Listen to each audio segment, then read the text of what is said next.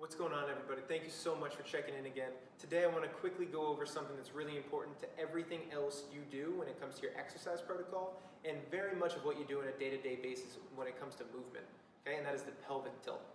There's three kinds of pelvic tilts: the anterior pelvic tilt, the posterior pelvic tilt, and the neutral pelvic tilt. Neutral is a very hot topic word right now in the fitness industry. It is not the most important thing in the world, but I will say that you should be able to control your pelvis anteriorly, posteriorly, and somewhere in the center that feels comfortable to your body, okay?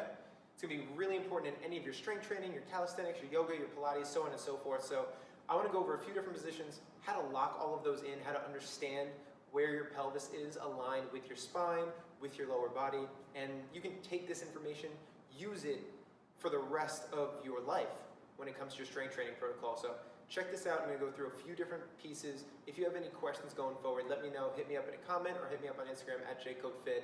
Hope you enjoy this one. So first off is going to be in a laying down position, a supine position. All right. Now I talked about this a little bit when I was going over the glute bridge. So if you didn't check that out, check that out. But this is going to be the most basic level of pelvic control that we can get into. All right. As you can see on the floor, again, I have a little bit of a natural curvature. It's not bad. There's a little bit there. I'm exaggerating a little bit. But to understand that there's something there is a good thing. Now, when you want to do a supine exercise, something laying down on the floor, say it's a dead bug or a glute bridge, it's important to know whether or not you're working through your lumbar, okay? So, I like to understand anterior pelvic tilt, which is typically putting some stress through your lumbar area. I like to understand posterior tilt, where I'm almost tucking my tailbone under, closing the gap from my ribs to my hips, nice and tight in the front, all right? And I like to understand neutral, so I'll find somewhere in between that feels comfortable. Now, I can't fit my hand underneath my lumbar more than a couple inches. If I can do that, if I can put a hand all the way through, I know that I'm putting too much pressure in that lumbar region, okay? The reason this is so important, if you put that pressure in your back, A, you're not activating your glutes. B, you're not activating your core. And C, A plus B equals C. C being a lot of lumbar pressure that's gonna be taken over. You're gonna feel back pain. You're gonna feel super uncomfortable. You could find a herniated disc one day. Or you could exacerbate the issues you already have, okay? Understanding that this position here, simply tucking the core, I call it a tuck with most people, simply tucking your core on, getting some tension right there, leveling out your back, prepares you to either fire your glutes, keep your core engaged, all the things that we worry about when we're on the gym floor. And a big reason why we see injuries is because these things don't happen. So from the floor, from a supine position, you gotta understand which way you're adjusted, and you gotta learn how to control that.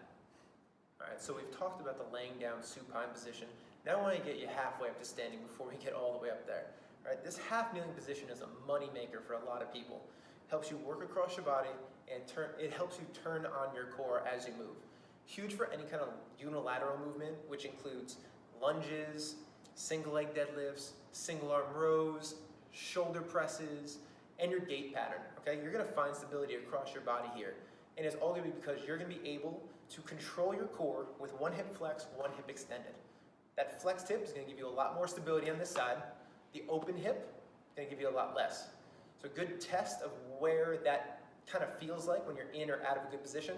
You just go into a warding pattern. You say, get a pal, get a trainer, ask somebody, hey, put me in a good position. I want you to push into my flexed hip. You feel a lot of more stability across your core. Push away from my flexed hip. And feel that hip pop out. And your body is not going to be as strong there. So just be aware of that because that's going to be the position you want to work into, okay? If you're looking at this position from the side view, which is usually a good observant position to be in here, you want to know, am I in my lumbar with that anterior pelvic tilt that kind of makes me look like a flamingo? Do you want to be fully posterior tilted, fully engage your core, maybe lose a little bit of strength overall, or some level of neutral? A lot of people in this position, I'm going to argue, you're not going with full levels of power, so I'm going to go as much posterior as I can control, shorten up the distance ribs to hips. This way, if I'm doing an overhead press, I know it's strictly coming from my shoulder and I'm not working through my lumbar to get up there. Same thing if you're doing a row, same thing if you're just trying to stabilize, okay?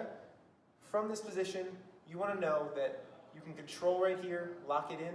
You're not elongating that core. You're not opening up from ribcage to hip. You want to close that down, stabilize yourself across your body, okay?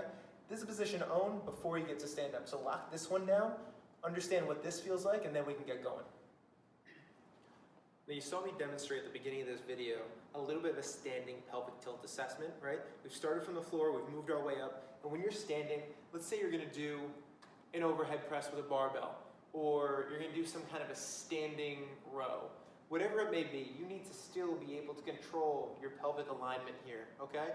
The most important thing to understand as you do this in a standing position is A, you don't need to be perfectly neutral, completely posterior, anterior in any sense for any particular movement or through the whole wide range of movements, but you need to be able to control it for however you want to adjust your pelvis in those areas.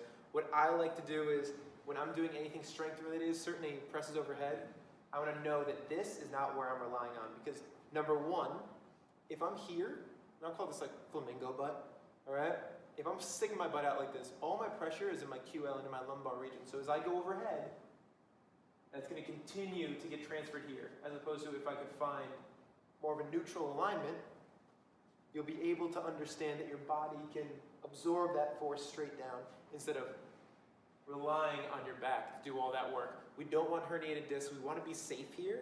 And as you go to a standing position, which is debatably the most difficult of the positions that we're talking about today, that is how you need to be able to handle it, okay? This isn't great either. If you're fully posterior, it's not going to be great for your lumbar either. You need some level of neutral that we've been talking about, okay? Take that with you as you do any of your standing protocol, and you'll probably be a little bit better off. All right, everybody, thank you so much once again. If you have any questions, let me know either below or on Instagram. I'm here to help, and I'll see you next time.